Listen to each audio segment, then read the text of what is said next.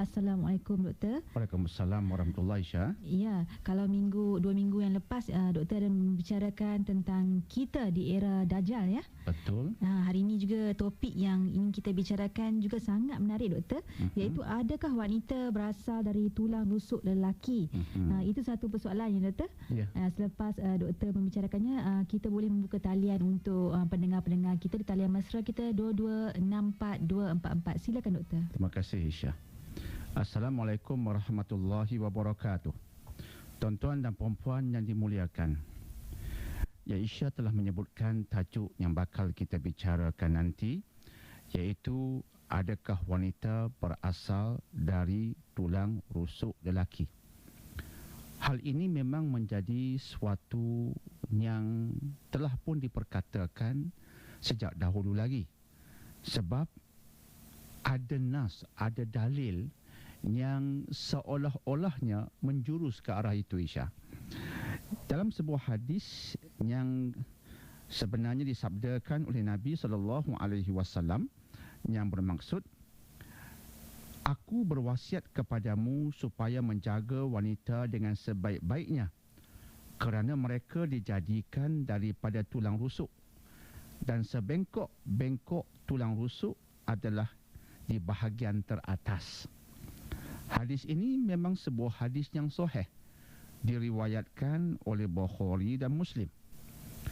Justru berdasarkan hadis ini, memang terdapat segelintir ulama yang menegaskan bahawa wanita sebenarnya Allah cipta daripada tulang rusuk lelaki.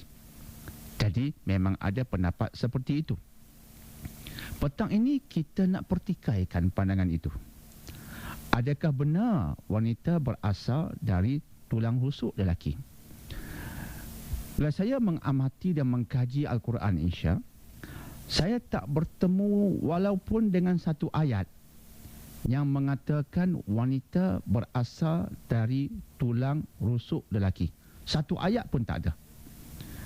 Yang saya temui ialah ayat-ayat yang menyatakan bahawa asal usul insan, tidak kira ianya lelaki ataupun wanita, adalah daripada air yang terpancar. Sebagai contoh, bila kita membaca surah Al-Insan ayat 2, Allah Subhanahu wa taala berfirman, Inna khalaqnal insana min nutfatin amsyaj nabtalihu faja'alnahu sami'an basirah. Kami telah menjadikan insan daripada nutfah, iaitu benih yang bercampur. Jadi bila kita buka tafsir Qurtubi, sebuah kitab tafsir agung, Imam Qurtubi mengatakan asal usul insan, dan bila kita berkata insan, ia termasuk wanita. Asal usul insan berpandukan ayat Allah yang saya bacakan tadi, ialah daripada nutfah, iaitu benih, amsyaj yang bercampur. Sekaligus kata Imam Qurtubi, air mani yang bercampur, bukan air mani semata-mata. Dan hari ini bila kita mengkaji ilmu sains, khususnya di bidang embriologi, kita mengetahui bahawa memang benar kejadian insan bermula daripada benih yang bercampur, satu di bahagian lelaki dan satu di bahagian wanita. Jelas tak ada sebarang perkaitan dengan tulang rusuk. Nas yang kedua kita ambil daripada surah Al-Tariq ayat 5 dan ayat 5 sampai ke 7. Allah Subhanahu wa taala berfirman, "Falyanzuril insanu mimma khuliqa mimma dafiq," sampai ke hujungnya. Allah berkata, maka hendaklah insan melihat daripada mana ia dijadikan. Itu satu persoalan yang menarik. Daripada apa? Daripada mana ia diciptakan? Kemudian Allah menjawab. Allah bertanya, Allah menjawab. Sesungguhnya insan dijadikan mimma dafiq, daripada air yang terpancar. Tak ada perkaitan dengan tulang. Tetapi insan, iaitu lelaki dan wanitanya, Allah ciptakan daripada air yang terpancar. Jadi bila kita mengamati kejadian insan, kita mendapati sains mengesahkan kejadian manusia bermula dengan air yang terpancar. Di bahagian lelakinya, air itu dinamakan air mani. Benih wanita juga datang daripada air yang terpancar, dipanggil sebagai antrum fluid. Daripada air yang terpancar yang wujud pada asalnya dalam ovary, maka keluarlah benih wanita yang bernama ovum. Ovum itu keluar bersama dengan air yang terpancar yang dinamakan sebagai antrum fluid. Jadi air terpancar wanita membawa benih bernama ovum, air terpancar lelaki iaitu air mani membawa benih yang bernama sperma. Allah mengatakan, perhatikanlah asal usul manusia daripada apa ia dijadikan.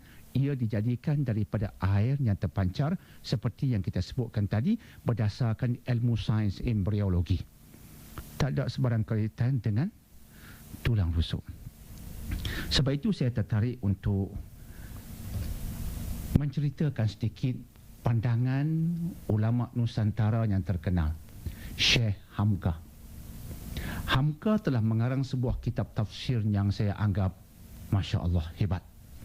Nama kitab tafsirnya ialah Tafsir Al-Azhar. Bagus sekali Asia jika orang Islam berbangsa Melayu ini menyimpan kitab tafsir ini sebab ia lengkap. Dalam kitab tafsir itu, Hamka berkata, ahli-ahli ijtihad, iaitu ulama Islam, tidak membantah hadis yang sahih ini, yang menceritakan bahawa wanita berasal dari tulang rusuk lelaki. Ulama tidak membantah hadis ini. Hadis ini sahih. Kita tidak menolak hadis itu sebab dia sahih, dia kuat.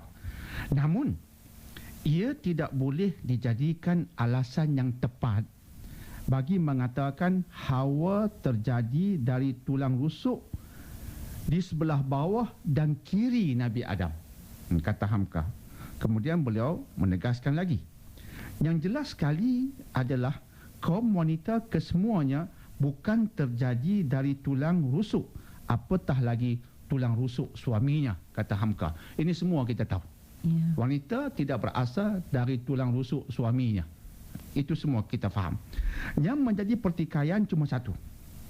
Jika wanita tak terjadi dari tulang rusuk lelaki, ada tak kemungkinan hadis ini hanya menceritakan tentang Hawa dan Adam sahaja?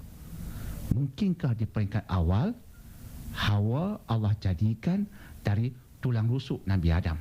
Sebab ketika itu Nabi Adam merupakan insan pertama yang Allah ciptakan. Satu-satunya. Satu-satunya di peringkat awal. Hawa belum ada. Tak mungkinkah Hawa datang dari tulang rusuk itu berdasarkan hadis ini? Tapi itu pun ulama tak sepakat. Kemudian Hamka kata lagi, oleh kerana Islam adalah satu-satunya agama yang memberi kebebasan berijtihad ataupun memberi pandangan oleh ahli-ahli yang mampu, maka tidak ada salahnya sekira terdapat perbezaan pendapat dalam hal ini. Justru tidak dihukum keluar daripada Islam sekiranya seseorang berkeyakinan berdasarkan penyelidikannya bahawa Hawa tidak terjadi dari tulang rusuk Adam. Tidak ada salahnya sekiranya umat Islam turut memberikan perhatian bagi menyelidiki teori-teori yang berkaitan dengan persoalan ini.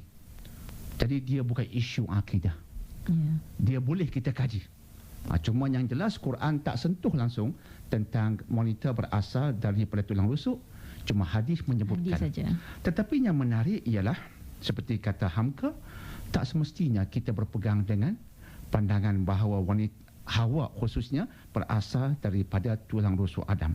Sebab itu hadis yang kita sebutkan tadi, bila kita buka kitab hadis sebagai contohnya Riyadhus Salihin, Imam Nawawi ketika mengambil hadis ini, dia meletakkan hadis ini dalam bab wasiat untuk menjaga kaum wanita dengan baik.